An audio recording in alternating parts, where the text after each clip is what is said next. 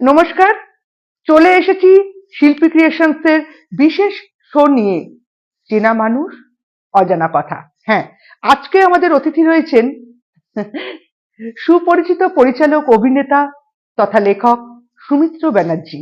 আসুন সুমিত্রদার মুখ থেকেই শুনে নেব তার জীবনের কিছু অমূল্য অজানা কথা। দেখতে থাকুন। আজকে শিল্পী ক্রিয়েশনস পৌঁছে গেছে বিশিষ্ট অভিনেতা, লেখক তথা পরিচালক সুমিত্র ব্যানার্জির ড্রয়িং রুমে। সুমিত্রদা নমস্কার। নমস্কার। শিল্পী ক্রিয়েশনসকে অনেক অনেক ধন্যবাদ, এবং আমার যারা বন্ধুরা রয়েছেন, যারা দেখছেন, তাদেরকে সবাইকে স্বাগত জানাই। সকলে খুব ভালো থাকুন। আমি আপনার তো সমস্ত কীর্তিকলাপ সকলের কাছেই খুব প্রিয় এবং পরিচিত। আজকে আমরা আপনার কাছে এটাই জানতে চাইব, আপনার নর্মাল যে ঘটনা সবাই জানে তার বাইরে কিছু আমাদের ঘটনা ঘটে, তো তার সুখের হতে পারে, বেদনার হতে পারে, আশ্চর্যের হতে পারে, মজার হতে পারে, এরকম কিছু অমূল্য অভিজ্ঞতা যদি আপনি আমাদের দর্শকদের সাথে শেয়ার করেন। দেখুন, আমি তো ওই সাংস্কৃতিক জগতে মুদির দোকানের লোক। মানে আমার বাড়ির কাছে সব কিছু একটু একটু পাওয়া যায়। একটু ভয়েস ওভার পাওয়া যায়, একটু লেখা পাওয়া যায়, একটু ডিরেকশন পাওয়া যায়, একটু অভিনয় পাওয়া যায়। তো এটা আমি মজা করে বলি। তো নানান দিকে নানান ঘটনা জড়িয়ে আছে। তবে আমার জীবনের পরম সৌভাগ্য যে আমি এমন এমন মানুষদের সঙ্গে সাংস্কৃতিক জগতে কাজ করতে পেরেছি, যারা স্টলওয়ার্ড, যারা কিংবদন্তি মানুষ। আমার পরম সুযোগ করে দিয়েছেন আমার ওপরওয়ালা বলুন, যেখানেই আপনি বিশ্বাস করুন, যে আমি তাদের সঙ্গে কাজ করার সৌভাগ্য লাভ করেছি এবং অভিজ্ঞতা অর্জন করেছি। অনেক অনেক অভিজ্ঞতা অর্জন করেছি। দীর্ঘদিন, প্রায় 35-36টা বছর আমি এই জগতে রয়েছি। মানে এরকম নানান ঘটনা রয়েছে। ঘটনাগুলো প্রথমে একটুখানি একটা ওই সুখ দুঃখ মিলিয়ে তো জীবন, একটুখানি সুখের বলি, এই দুঃখের বলি প্রথমে, কারণ দুঃখটাই ভালো, পরে মিষ্টি খাওয়াটাই বেটার। তো আগে তেতোটা হচ্ছে, আমি এরকম হয়েছে যে আমাকে স্ক্রিপ্টের কথা আমি বলি। ওটা আমার লেখাটা আমার নিজের খুব ভালোবাসার একটা জায়গা। তো আমি যখন লিখতে শুরু করেছি, এরকম একটা প্রোডাকশন হাউস থেকে আমাকে জানানো হলো যে আপনাকে আমাদের একটা ছবি লিখে দিতে হবে। আমার তো একদম লাফিয়ে টাফিয়ে উঠলাম আর কি। তো তাদের সঙ্গে দেখা করতে গেলাম, এবং দেখা করে সব কিছু হয়ে গিয়ে আমি যখন এসে স্ক্রিপ্টটা লিখতে শুরু করি, তো লেখার পরে যখন শেষ হয়, এবং আমি লেখার মধ্যে খুব আনন্দ পাই আর কি।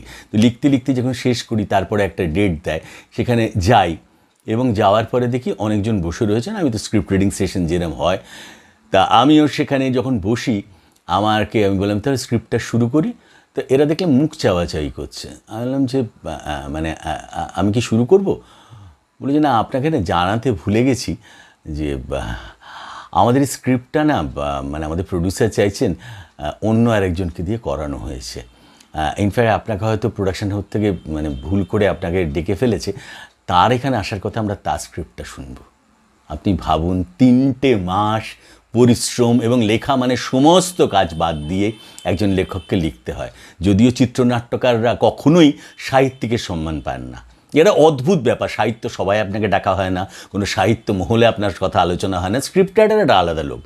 এইটা যেমন একটা ঘটনা, স্ক্রিপ্টে আসার আমার না খুব ছোটোবেলায় যখন আমি থিয়েটার করতাম, আমি পেশাদারি মঞ্চে থিয়েটার করতাম, পরম সৌভাগ্য। সৌমিত্র চট্টোপাধ্যায়, রবি ঘোষ, এদের সঙ্গে দীর্ঘ প্রায় 9টা বছর আমি থিয়েটার করতে পেরেছি। তো আমি একদিন সৌমিত্র চ্যাটার্জিকে আমি কাকু বলতাম। আমি একদিন 2টো শোয়ের মধ্যিখানে, তখন তো জানেন বৃহস্পতিবার একটা, শনিবার 2টো, রবিবার 2টো শো হতো। তো সেই সময় আমি 2টো শোয়ের ফাঁকে একদিন জিজ্ঞাসা করলাম কাকুকে, যে কাকু আমি না স্ক্রিপ্ট লিখতে চাই। তার আগে অনেকগুলো নাটক লিখেছি, সেগুলো বিভিন্ন দল করে।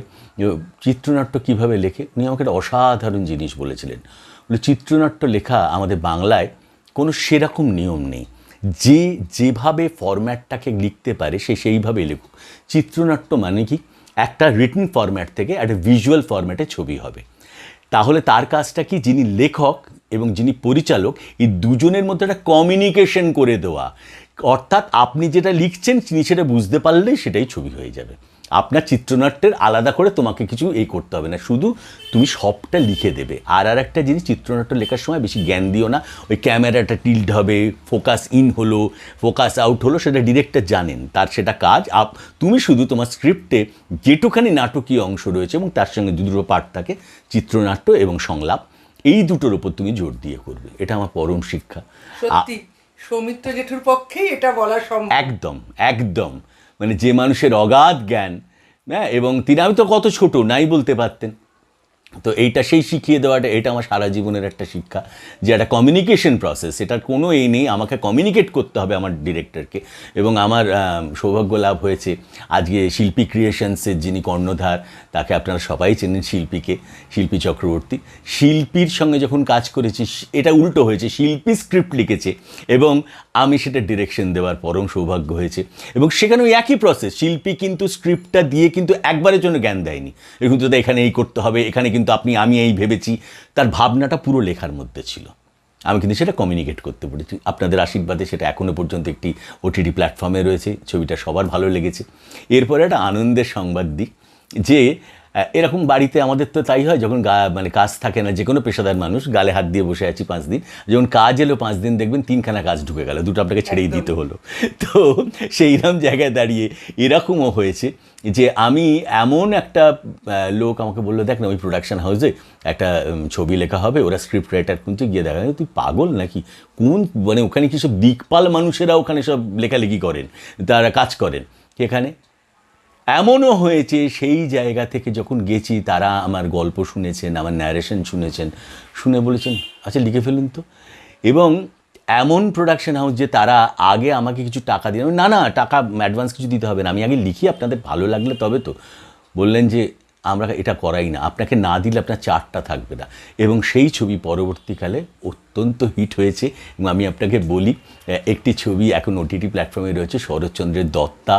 এই দত্তাটা একটা বিশাল জায়গা, তার কারণ এর ডিরেক্টর ছিলেন নির্মল চক্রবর্তী এবং এটা প্রডিউস করেছিলেন ভাবনা আজও কাল, যার কর্ণধার হলেন ঋতুপর্ণা সেনগুপ্ত।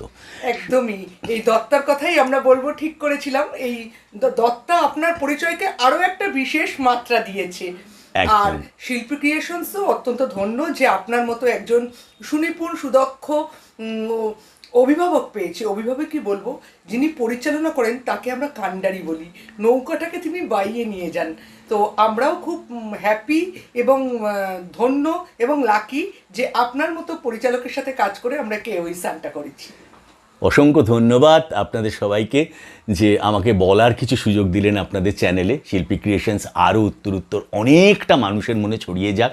এবং আমার সবচেয়ে ভালো লাগে শিল্পী ক্রিয়েশনসের কাজে যে আপনারা সবসময় একটা পজিটিভ ভাইব নিয়ে কাজ করছেন, মানুষ কি করে ভালো থাকবে তার উপায় দিচ্ছেন, আপনারা কিন্তু নেগেটিভ কিছু থ্রো করছেন না।